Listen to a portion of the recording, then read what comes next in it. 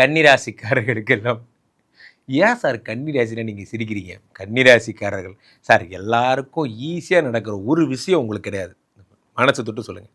கன்னிராசிக்காரர்களுக்கு காதல் அப்படிங்கிற ஒரு விஷயம், அப்போ இதர இத்தியாதி இது எல்லாருக்கும் நடக்க, ஆனால் உங்களுக்கு மட்டும் நடக்க மாட்டேங்குது. கன்னிராசிக்காரங்க வேலை தேடிக்கிட்டே கேட்டுட்ருக்கீங்க. பாதி கன்னிராசிக்காரங்க வேலைக்கு இன்டர்வியூ போயிட்டே இதை அப்படியே கேட்டுட்ருக்கீங்க. அது எனக்கு நல்லா தெரியுது. உங்கள் மனசில் இருக்கிற பயமும் பீதியும் எனக்கு அப்படியே கண்ணுக்கு தெரியும். பார்த்தீங்கன்னா ரொம்ப சூப்பராக இருப்பீங்க. Wholesale dealers. நான் எப்பயுமே என்னுடைய லெஜெண்டரி வேர்ட்ஸ் அடிக்கடி இது மைண்டில் வச்சுக்கோங்க. ஒரு விஷயத்தை பற்றி ரொம்ப நல்லா படித்தா அந்த விஷயத்தில் நீங்கள் மாஸ்டர் ஆயிடலாம். ஒரு விஷயத்தை பற்றி ஒன்றுமே படிக்கலைன்னா அந்த விஷயத்தில் நீங்கள் பெரிய லெஜெண்டாக மாற்றப்படுகிறீர்கள். இப்போ நான் சேர்ந்தே 1 மாதம் தான் ஆகுது, அதுக்குள்ளே தலைவர் பதவி கொடுக்குறாங்க அப்படிங்கிற மாதிரி. ஆனால் அந்த தலைவர் பதவி எடுக்க கொடுக்குறாங்கிறத அடுத்த மாதம் தெரியும். தலைவர் பதவி வாங்கிறதே அடி வாங்க தான்.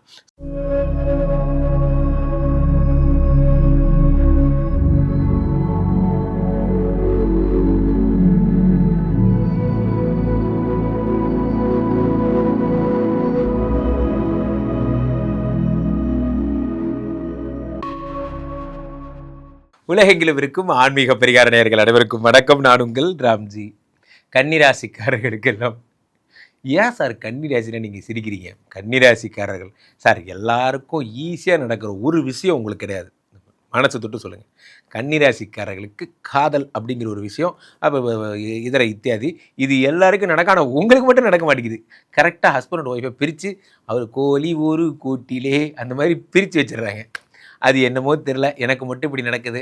உங்களுக்கு ஜூன் மாதம் எப்படி இருக்கும்? அப்பாடா 10லே குரு வந்தால் பதவி உங்களை விட்டுட்டு போயிட்டாருங்க. குரு 11க்கு வந்துட்டார். இனிமே உங்கள் வேலைக்கு ஒரு ஆபத்தும் இல்லை. எப்படியோ தப்பி பழச்சிட்டிங்க. பாதி கன்னிராசிக்காரங்க இப்போ வேலை இல்லாமல் தான் அதை கேட்டுட்ருக்கீங்க. பாதி கன்னிராசிக்காரங்க வேலை தேடிக்கிட்டே கேட்டுட்ருக்கீங்க. பாதி கன்னிராசிக்காரங்க வேலைக்கு இன்டர்வியூ போயிட்டே இதை அப்படியே கேட்டுட்ருக்கீங்க. அது எனக்கு நல்லா தெரியுது. உங்கள் மனசில் இருக்கிற பயமும் பீதியும் எனக்கு அப்படியே கண்ணுக்கு தெரியுது. ரொம்ப மெச்சூர்டான ஆட்கள் சில பேர் தப்பி பொழைச்சிருப்பீங்க. அவர்களுக்கு என் வாழ்த்துக்கள். இனிமேல் உங்களுக்கு ஒன்றும் ஆகாது. எந்த கம்பெனியில் வேலை போச்சோ அதே மாதிரி ஒரு கம்பெனியில் நீங்கள் அடுத்த ப்ரமோஷன் ஆகிடுவீங்க. கேட்குறான் மேக்கரான் கம்பெனியில் வேலை இல்லைனா என்னடா, அதுக்கு பதிலாக நான் வேறு கம்பெனியில் வேலைக்கு போப்பேன், வேலை கிடைக்கும். அதே மாதிரி இந்த ஜூன் மாதத்தில் குரு பகவான் உங்களுக்கு 11ல் வந்து 3 பார்க்குற 5 பார்க்குறார். குழந்தை இல்லாதவங்களுக்கெல்லாம் கவலைப்படாதீங்க. இந்த மாதம் உங்களுக்கு குழந்தை வருவதற்கான அருமையான மாதம். ஐவிஎஃப் பண்ணுங்கள், ஐயுஐ பண்ணுங்கள், அல்லது ஒன்றும் பண்ணாமல் நீங்கள் சும்மா ஒரு இன்ப சுற்றுலா போயிட்டு வாங்க. இறைவனே உங்களுக்கு மடியில் பரிசு தருவார். கவலையப்படாதீங்க. உங்களுக்கு சொத்துக்கள் எல்லாம் கிடைக்க போகிறது. வழக்குகளில் வெற்றி பெறப் போகிறீர்கள். தாய்மாமனோட சண்டை, ஊரில் குலதெய்வம் கோயிலுக்கு போக முடியல, ஊருக்குள்ளே போக முடியல, லவ் மேரேஜ் பண்ணி ஊரை விட்டு வந்தவன் இன்றைக்கி வரைக்கும் நம்ம லிங்கா படம் மாதிரி அந்த சிவன் கோயிலை திறந்து வைக்க முடியல. கவலைப்படாதீங்க, டோன்ட் வரி. நீங்கள் போய் உங்கள் ஆசையை நிறைவேற்றுங்க. அந்த சிவன் கோயிலெலாம் திறந்து வைங்க. 5ஆம் இடத்துல அவனுக்கு ஒரு பிரச்சனை. நிறைய பேருக்கு இது ஒரு பிரச்சனையாக சுற்றிட்டு இருப்பான். எங்கள் ஊரில் இருக்க குலதெய்வ கோயிலை திறந்து வைக்கணும். ஆமாம், இங்கே இப்போ தான் வேலை போச்சு. நிறைய பேர் சீரியஸாக இப்படி பலன் கேட்குறவங்களாம் இருக்காங்க. 5ஆம் இடத்துல குரு பகவான் பார்க்கும் பொழுது எனிவே அதுவும் நமக்கு தேவை தான். அதனால் அவர்களை நான் மதிக்கிறேன். அதை குரு பகவான் அடுத்து 7 பார்க்குறார். இப்போ நான் ஃபஸ்ட் ஒரு பாயிண்ட் சொன்னேன்ல, அதோட கனெக்டாக வர பாருங்க. இந்த காதலில் அதெல்லாம் எல்லாம் இந்த மாதம் நடக்கும். அப்படியா சொல்கிறீங்க? வள்ளி வர போரா வெள்ளிமணி தேரா, அது இது சின்ராசை கையில் பிடிக்க முடியாது உங்களுக்கு. இப்போ கன்னிராசிக்காரர்களை இனி வருகின்ற காலங்க இந்த ஒரு மாதமும் என்ன அந்த மாதிரி தான் அப்படிலாம் நடக்கும். அடுத்ததாக 11ஆம் இடத்திலே சுக்கிரனும் குருவுமாக சேர்ந்திருக்கிறார்கள். அடித்தூள் 2 9 கூட ஒரு 11ஆம் இடத்தில் இருக்கிறார். காஸ்மெட்டிக்ஸ் வச்சுருக்கிறவங்க, அப்போது இந்த சலூன் மாதிரியான மேக்கப், இந்த பிரைடல் மேக்கப் போன்ற விஷயங்கள்லாம் அது என்னமோ தெரில. நீங்கள் ஏதோ ஒரு இன்னோவேஷன் பண்ண போய் ஏதோ ஒரு மாடலில் வெட்டினீங்க, அவர் ரொம்ப அழகாயிருச்சு. பார்த்தீங்கன்னா உங்களை ஸ்டைலிஸ்ட்டாக அப்பாயின்மெண்ட் பண்ணிட்டாரு. எல்லாம் கிரகங்கள் நடத்தும் கூத்து. உங்களுக்கு நல்லது, பெரிய பெரிய விஷயங்கள்லாம் ஸ்டைலிஸ்ட்லாம் ஆவீங்க. அந்த மாதிரிலாம் விஷயங்கள்லாம் நடக்கும். இப்போது அது இறைவன் அருள் தான். என் தம்பி சுரேஷ்கெல்லாம் பார்த்திங்கன்னா இதே மாதிரி தான். இறைவன் அருளால், அது நமக்கு தெரியுதோ தெரியலையோ, அது இறைவன் அருளால் அவங்களுக்கு எதாவது நல்லதாக அவங்களே பார்த்திங்கன்னா அழகாயிடுறாங்க. அவங்க சில பேருக்கு அப்படி ஒரு அமைப்பு இருக்குது. இப்போ அதே மாதிரி 10ஆம் இடத்துல யாருக்குன்னு பார்த்தீங்கன்னா சூரியனும் புதனும் இருக்கிறாருங்க. புதன் யார்? ராசியாதிபதி. ஆட்சி பெற்ற புதன். ஹோல்சேல் டீலர்ஸ்க்கெல்லாம் பார்த்தீங்கன்னா ரொம்ப சூப்பராக இருப்பீங்க. Wholesale dealers. நான் எப்பயுமே என்னுடைய லெஜெண்டரி வேர்ட்ஸ் அடிக்கடி இது மைண்டில் வச்சுக்கோங்க. ஒரு விஷயத்தை பற்றி ரொம்ப நல்லா படித்தா அந்த விஷயத்தில் நீங்கள் மாஸ்டர் ஆயிடலாம். ஒரு விஷயத்தை பற்றி ஒன்றுமே படிக்கலைன்னா அந்த விஷயத்தில் நீங்கள் பெரிய லெஜெண்ட் ஆயிடலாம். ஏன்னா ஒன்றுமே தெரிலனா தான் ஃப்ரீ ஃப்ளோவாக ஒரு விஷயத்த எக்ஸ்ப்ளோர் பண்ண முடியும். விஷயம் தெரிஞ்சாதான் இதை பேசலாம், இதை பேசக்கூடாதுங்கிற பயம் வரும். எனக்கு இவனுக்கு தான் ஒன்றும் தெரியாதே அப்படிங்கிற மாதிரி 10ஆம் இடத்துல இந்த புதன் ஆட்சி பெறும்போது நீங்கள் ரொம்ப சட்ட நுணுக்கங்கள்லாம் தெரிஞ்சு கொடூரமாக பயங்கரமாக படித்த வக்கீல்லாம் கூட உங்கள் முன்னாடி என்ன சொல்கிறது தோற்று போவாங்க. காரணம் நீங்கள் சும்மா அசால்ட்டாக ஒரு கேஸ் எடுப்பீங்க, அப்படி ஒரு பாயிண்டை கண்டுபிடிப்பீங்க, பார்த்தா ஜெயிச்சிரும். ஏன் சொல்கிறீங்க, ஜெயிச்சிட்டமா, உச்சநீதிமன்றம் வரைக்கும் போன கேஸுப்பா அப்படிங்கிற மாதிரி நீங்கள் திடீர்னு ப்ரொமோட்லாம் இருவீங்க. நான் உங்களை கிண்டல் பண்ணலை, அதான் சொல்கிறேன். ஒரு விஷயத்தை ரொம்ப கேஷுவலாக எடுத்துக்கிறவங்க மட்டும்தான் ஜெயிக்கிறாங்க. ஏன்னா டென்ஷனை மைண்டில் வச்சுட்டு எதையுமே செய்ய முடியாது. கேஷுவலாக ஹேண்டில் பண்ணுறாங்க பாருங்க, அவங்க தான் ஜெயிப்பாங்க. உங்களுக்கு அது போன்ற அமைப்புகள் இருக்கும். சூரியன் வேறு இருக்கார். அரசியல்வாதிகள்லாம் பிரமாதமாக போகிறீங்க.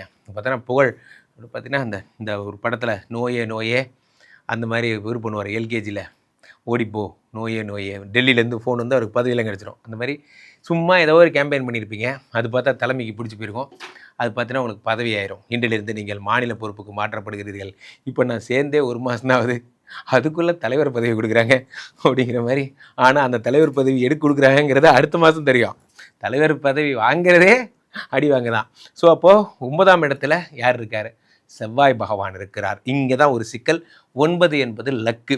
இந்த சில பேர் என்ன பண்ணுவாங்க, இப்போ நான் சொன்னதை அப்படியே அப்ளை பண்ணாதீங்க. ராம்ஜி தான் சொல்லியிருக்காரு, ஒரு விஷயத்தை பற்றி ஒன்றுமே தெரிலனா தான் அவங்க ஜெயிப்பாங்க அப்படின்னு. எனக்கு கேம்பிளிங்கை பற்றி ஒன்றுமே தெரியாது.